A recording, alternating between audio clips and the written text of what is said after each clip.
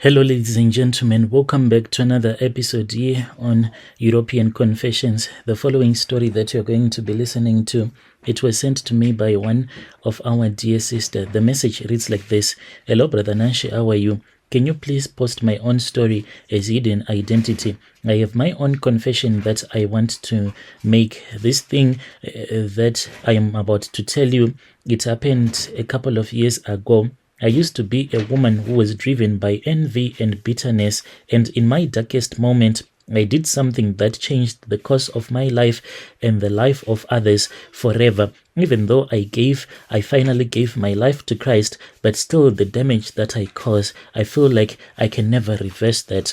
So I keep on asking myself, if I die today, where will I go to? Will I go to hell or will I go to paradise because of what I did? So I live in a very small community where everyone knows each other. So me and my neighbor, whom I'll call Martha, not a real name, was someone that I had known for years. So on the surface, everything between me and her, it was just perfect. But deep down, the reason as to why I hated her, it was because of her husband. Her husband was someone who was making money. He was a hustler. So we had reached a point in life where we were almost like sisters. So what used to hurt me was that I was the only one who would always go to her house telling her that I need to borrow some money from her each and every time. Yet she would go for years and years without ever borrowing any money from me, like she was living a blessed life. They had everything. They always invited us so that we can go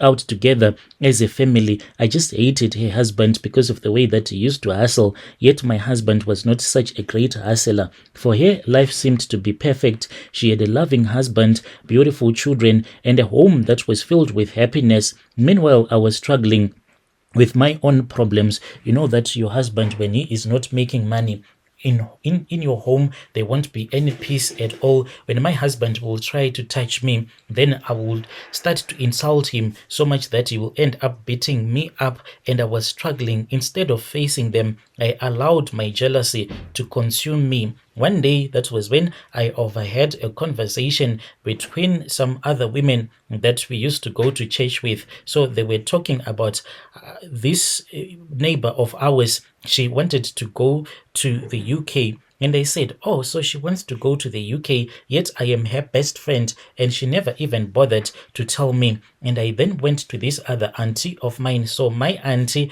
she used to work at this other flea market, but the flea market did not belong to her. When I went to that flea market, when I was busy talking to her, that was when one of her friends came and joined in the conversation. She then said that her brother, who was now a red garment prophet, what he was doing was that he was using soil from the graves to bring misfortune upon the people from his church so that people can come to him, then he prays for them, then he can make money out of them. At first, I dismissed it as if it was something that was just nonsense, and I never believed in it. But as time passed on, that was when the idea took root into my mind. I became obsessed with the thought of bringing Martha down, of seeing her suffer as I had been suffering. The more that I thought about it, the more that I convinced myself that this was the only solution to end my misery. I said that since we were like best friends, she was supposed to suffer and I was supposed to suffer.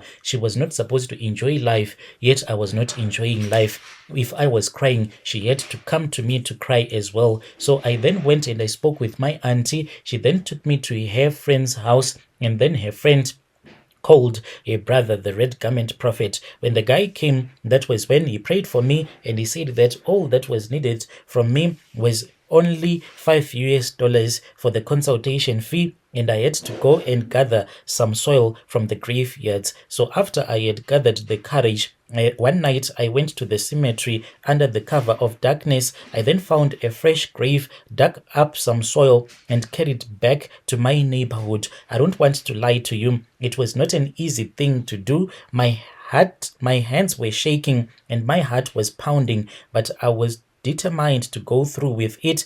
I waited and I waited until I was sure that everyone was fast asleep, because I was told that this soil, I was not supposed to bring it into my yard. So I was just walking around the neighborhood, walking and walking, waiting and checking to see if my friend had fallen fast asleep. Then I crept over Martha's house and I scattered the soil around her doorstep. I whispered a curse under my breath, hoping that it would bring her the pain and the misfortune I so desperately wanted her to experience. At first, my brother, nothing happened, and I told myself that the red garment prophet had robbed me of my $5 and I began to think that my actions had been in vain. But a few months later, that was when Martha's husband fell ill. What started as a minor alignment quickly escalated, and he was then diagnosed with cancer. I watched as their happy home was plunged into darkness, as Martha's once bright smile faded into sorrow. But instead of feeling the satisfaction of having defeated him, I was filled with a deep sense of just pain and dread. I had not truly believed that my actions would have any real consequences like this, and now I was facing reality. So her husband's condition worsened, and after a long painful battle with cancer, he passed away. Then my friend, she was really sad and devastated, and as I watched her grief, the weight of my guilt became too much. I could not sleep, could not eat, and I began to withdraw from everyone around me. And I knew that I was the one who was responsible for her husband's death, and the knowledge of what I had done haunted me each and every day. One Sunday, we went to church, and when we went to church, I had that feeling that, no, today don't go to church. She was the one, like a loving neighbor, who called me. I was in bed, and she said, are you already prepared? We need to go to church. At that time, it was just past 8 a.m. And I said that I was still in bed. And she said, no, I am going to come and collect you so that we can go to church together. It was as if God was the one who was telling her to force me to go to church with her. So she came to my house just after 9 and I was still in bed. She forced me and she said, no, I'm not going to leave you behind. We then went to church together, and on that day there was a surprise visit from this other pastor. The pastor was a man of God known for his wisdom. As he preached, it felt as though he was speaking directly to me, as if he knew that this is what I had done. After the service, I don't want to lie to you, I could not confess in public because this woman, I was afraid that she could even kill me. So after the service, I then approached the pastor trembling with fear, and I convinced everything, how I had taken the soil from the grave, how I had cursed my neighbor's family, and how her husband had died all because of me. The pastor, I saw that there were tears that were streaming down his face. He said, oh, that is why. He told me that early in that morning, when him and his wife, when they were driving to their church, the regular church where they are pastors, then he had a voice that told him that he was supposed to come to our church. He told me that God was merciful enough and he was willing to forgive me. He prayed for me, and as he did, I felt something lift from my heart. He encouraged me to confess my sins to my friend. But Brother Nashi, I have not yet managed to do that. It has been almost 8 years now since this happened. So I don't know if I will tell her, will she ever be able to forgive me? And I don't know, what am I supposed to do? I keep on praying to God. That is why I said that if I die today, even though I am a very prayerful Christian, I don't know if I will go to hell for what I did or if I will go straight to paradise. So I want your listeners to help me out. That is the reason as to why I have come here on your platform, Brother Nashi. Dear listeners, right there was a message that was sent to me by our dear sister. Strange things indeed they do happen in this world. Please let us try to assist her in the comment section.